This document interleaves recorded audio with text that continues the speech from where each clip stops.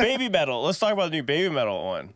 I was shocked. There was this one I did go back and listen to. I broke it down track by track. There's another one I was not a fan of either. It was just really weird.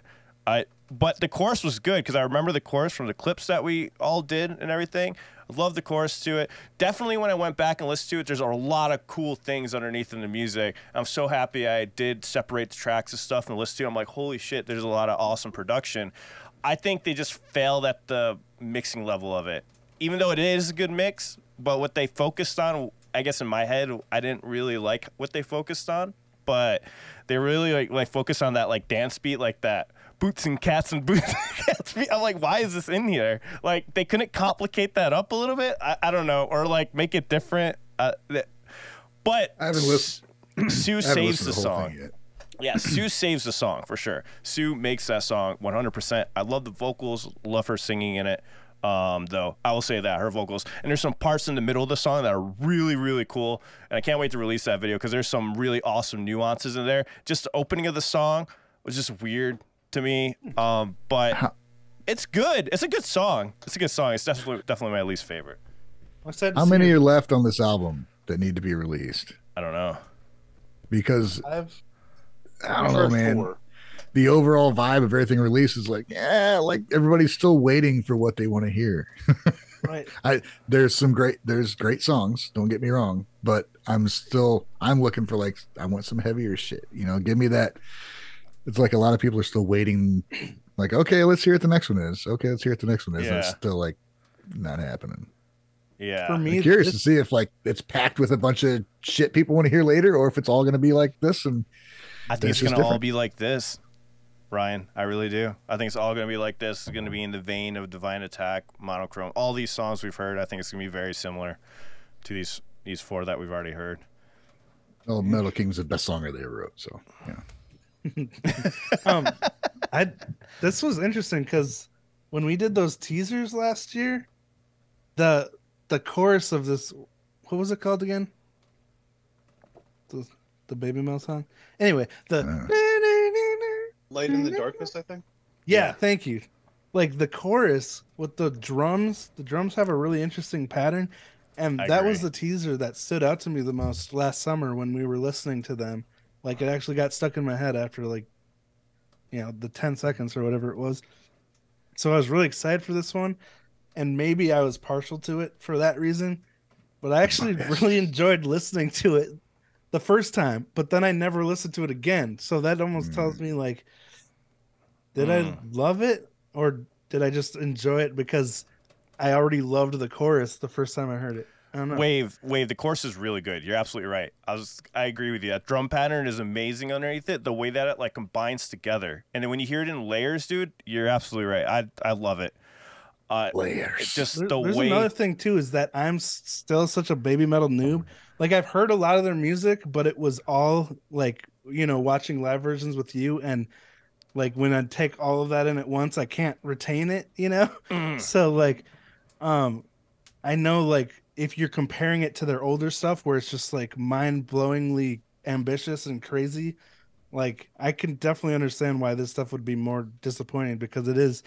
Like they have the elements there, but they're a lot shorter. They're a lot more predictable, Well, let's talk about it like this. So you have the chorus, right? And I think that's simple, but interesting enough, right? I just wish the other parts of the music were like how the chorus was. That's my thing. I would have been on it, because Metal Kingdom is awesome, right? At first I was like weird, but I'm like, no, this is badass. Monochrome's really good. Even Divine Attack is really cool. Like we raise those guitars up, you have some interesting elements, and I'm behind it. But this song, I was like, I don't know, this one's going to be a little bit difficult, And it was interesting because I took the guitars that were on the track and raised them up, and it sounded so much better. Because there's a better mesh. Because when you listen to it, I feel like there's an annoying like because the guitar's so low. It's so low, so it's like sounds like, well, what was the point of putting the guitar in there? You might as well just like put in some synths. Listen to a Gaki band.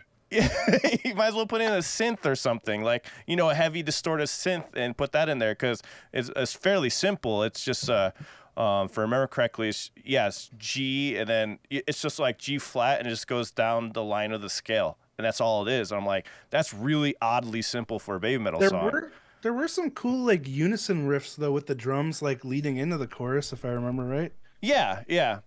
But like the progression of it was like, it was just in a line. It was like the entire of most of the song, except for those changes that you're talking about. And there's this one part in the middle that's really cool. I do like I said, the chorus was great. It was just the verses. I was like, I don't know. But you can get away with that, like if you make it interesting. But that's just me. Like I said, I could have been in a really bad mood this week. It might be affecting a lot of this. So I'm definitely gonna listen to it again. Did you listen to it? I did. I just listened to it before we started recording. Actually, what did you think? It was my favorite of the four.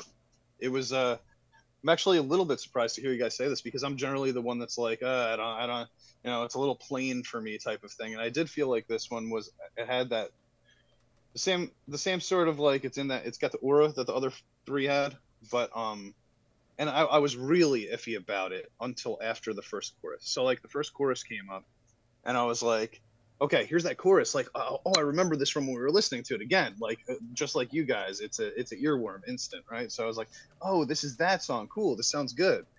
But I was a little concerned for the first until we got up to that point. After we got out of that chorus, though, there was like this little kind of like breakdown part, and this lead guitar riff came in. And it was doing like a type of thing, and I loved how it came in there because to me, I don't know, maybe it was just what I was listening to, but like the way that I was listening to it, but it sounded pretty loud to me, so I wasn't really having any issues hearing it, like thinking it was too low in the mix or anything like that. But I loved that riff, and it kind of got me into the song. So I was like, so after like a rocky start, I was like, okay, now we got this great chorus, we got this really cool like metal riff coming in underneath. Then they took it down again to build back up to that second chorus, which I'm okay with. But then at the end, like the second half of the song, they had like this riffing going on sort of like throughout the entirety of like act 3 of the song, I would say, like after chorus 2 hit. And I loved that stuff. I thought that was the coolest. And if we're talking about the way that the song is like constructed and stuff like that, it wasn't like it built and built and built.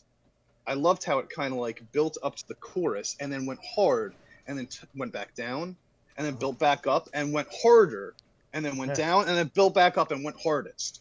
So like I actually really liked the trajectory of the song. By the end of the song, I was on the whole opposite page of where I was at the end of the first verse. See, I really liked that. See, this is where like Wave was talking about. When I was listening to the song, all I could imagine was Mikio doing these awesome slidey riffs throughout the entire verses that would have added to it. And that's why I did this. I did a short where I did some sliding riffs. I wrote a lot of riffs for the song because I just wanted to mess with it, figure out the key and stuff, which is in B flat minor, which is interesting key for baby metal to be in. And when I was doing those slidey riffs, I'm like, oh man, if this was in there, I would freaking love this. You know, like I just like I don't know. It's just like my friend Joey said it the best. I was like, did they fire the guitarist? Because like it's like what happened? You know, what happened to like the guitars? I think were they not aware that people really liked the guitar work from before? I don't know. Like it's weird because that seemed to be like a really popular part of the band.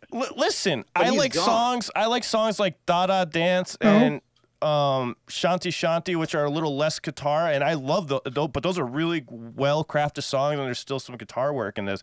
This one just feels like they're just throwing this mediocre like guitar underneath, and it's just like, you know, I don't know. Yeah. All right, so I actually disagree. I don't think the guitar was mediocre on that one. It was, like I said, it was my favorite guitar work of the 4 songs that we've heard so far. That's shocking. Like I said, I liked it the most out of the 4, but I'm going to also, you know, okay, it's still not weird, you know what I mean? And I think that the most appealing part of baby metal was the weirdness combined with the talent for me personally. This is personal preference. I liked when they got weird, and these 4 songs are like, none of them are weird to me. Like they're all very like, you know, kind of like you can more mainstream. It's going more towards the mainstream sound that they normally have. So I liked it the most out of the 4. but it's still not, the album itself isn't giving me my favorite baby metal sound. Interesting. No, I think those guitar riffs that I was talking about, I would have loved this song so much more. I really do. In my opinion, I really, really liked it because the chorus is so good in it. But yeah, well, that's the other thing though. When a chorus is really great, like a lot of the times, the first time that you listen to a song, or at least for me, the first time that I listen to a song, I'm being analytical, and it's all about the breakdown of the song, right? Mm-hmm. But what I end up listening to the most later on is the one that has like that really catchy earworm hook, and I can just like have it on more often, you know, because I'm not actually sitting there breaking down when I'm just listening by myself in my room or whatever. Yeah. Exactly. So I could totally see, just because of the chorus alone, this ending up being my favorite song. Just go back and listen to it. And like I said, I love when those guitar riffs come up. I'm actually surprised that you didn't. They felt kind of like randomly placed, and I appreciated that. I really want to listen to it again now after hearing you talk about that, because I don't think I really noticed it that much. So I've only heard it once. Especially right after the first chorus. Like after the first chorus, this riff comes in that they don't do again for the rest of the song, but it's done under the verse.